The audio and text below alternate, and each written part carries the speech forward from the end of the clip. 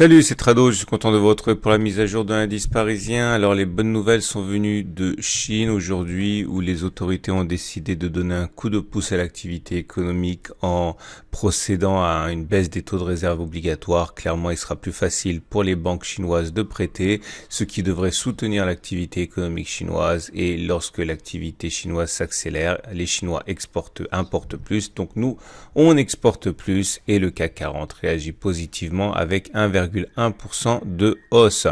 Voilà comment cela se traduit graphiquement. Tout d'abord, comme vous le savez, on avait un support ici, des 5936, 5967, dont on pouvait espérer qu'il joue un rôle de support. Je vous ai déjà expliqué pourquoi, c'est classique. Tout ça, c'est dans le module d'initiation à l'analyse technique que vous pouvez télécharger gratuitement en bas de la vidéo. C'était une résistance, ça a été cassé, ça a changé de polarité, c'est devenu support et c'est pour ça qu'on a rebondi dessus.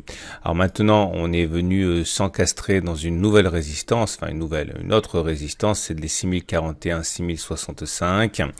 Comme vous pouvez le voir, la volée de bois vert a été évidente, puisque ça a correspondu au niveau sur lequel on est venu s'essayer à tester cette résistance et on a clôturé donc à l'entrée de cette résistance, ce qui nous permet justement de revenir sur la cassure de cette oblique ascendante. J'avais expliqué lorsque l'on avait cassé cette oblique descendante qu'il ne fallait pas nécessairement y voir la naissance d'une tendance baissière et que généralement lorsque l'on casse un support oblique ascendant, cela donne surtout lieu statistiquement à une latéralisation.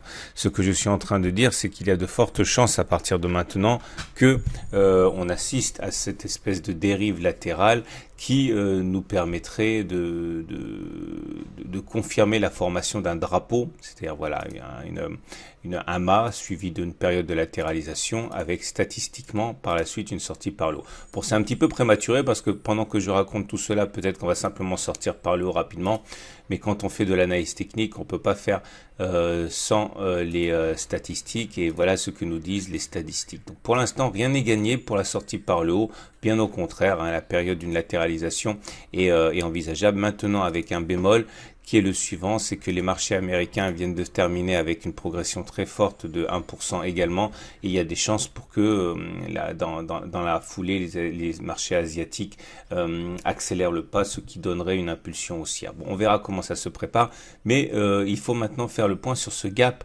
des 5987, 6011 qui a été ouvert. Vous voyez, il n'y a pas de cotation entre les plus hauts de la séance du 31 et les plus bas de la séance du 2 janvier.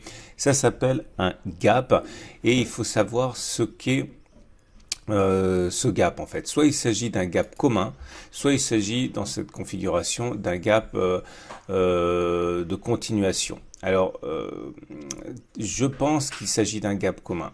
Il s'agit d'un gap commun parce qu'il apparaît à un moment justement où une latéralisation est possible et les gaps communs, ça signifie qu'en fait les cours vont venir le reboucher rapidement.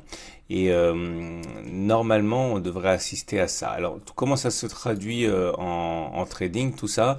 Eh bien, voilà, si vous avez une opinion plutôt haussière sur le CAC 40, on peut faire le pari d'une cassure par le haut, mais à titre personnel, j'attendrai quand même que l'on sorte, ce qui permettrait de mettre un stop loss en dessous de la zone de résistance qui sera alors devenue support et viser, pourquoi pas, la résistance journalière des 6155, 6166. Si on veut trader dans le sens de la baisse, en partant du principe que nous sommes partis pour faire un trading range. Là, c'est assez facile. L'idée, c'est de mettre un stop au-dessus des précédents sommets, au-dessus de la résistance journalière, on va dire par exemple à 0,6%. Viser un retour sur le bas du support journalier, là, à 1,3%. On a un excellent ratio gain-risque de 1 pour 2. Bon, à titre personnel, vous le savez, par la force des choses, je suis déjà en swing haussier depuis plus d'une semaine, donc je suis dedans, je reste.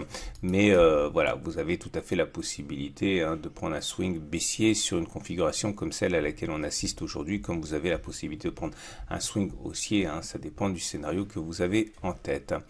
Moyenne mobile à 20 jours ascendante, moyenne mobile à 7 jours ascendante, bande de Bollinger en parallèle haussière, on fait le tour de ça maintenant.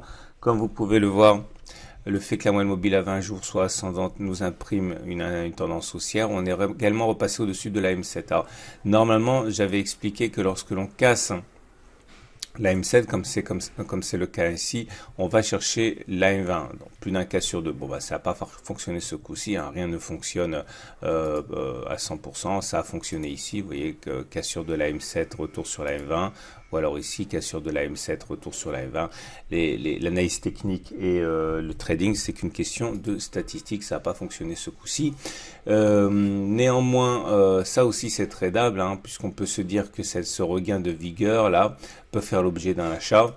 L'idée ce serait donc d'aller chercher la Bollinger supérieure, ok, vers 1,10 en mettant un stop en cas de clôture en dessous de la Bollinger de la M7.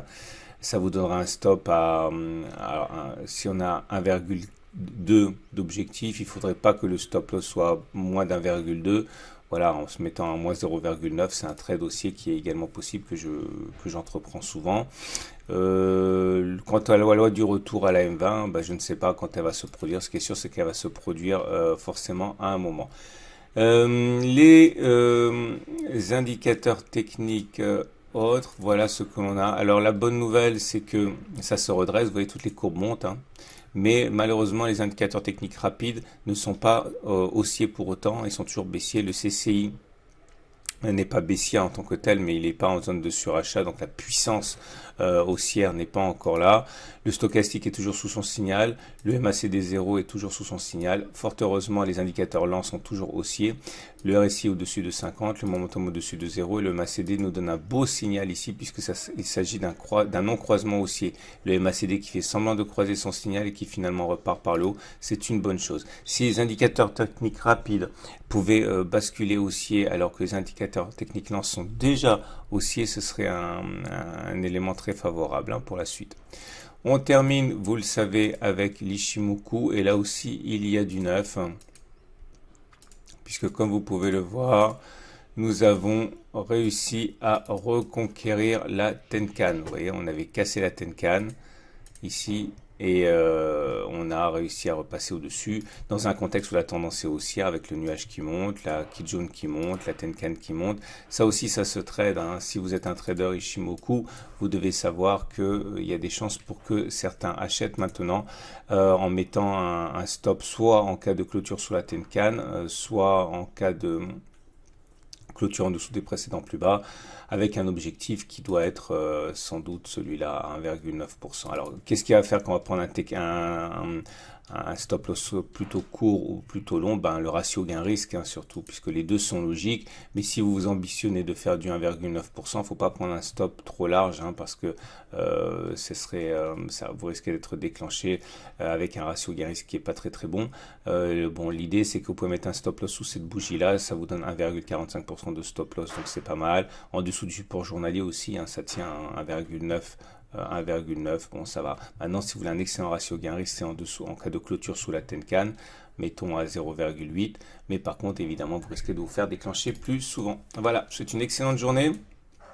Et je vous dis à demain pour la mise à jour, en sachant que je vais m'offrir quelques jours de vacances avec ma famille.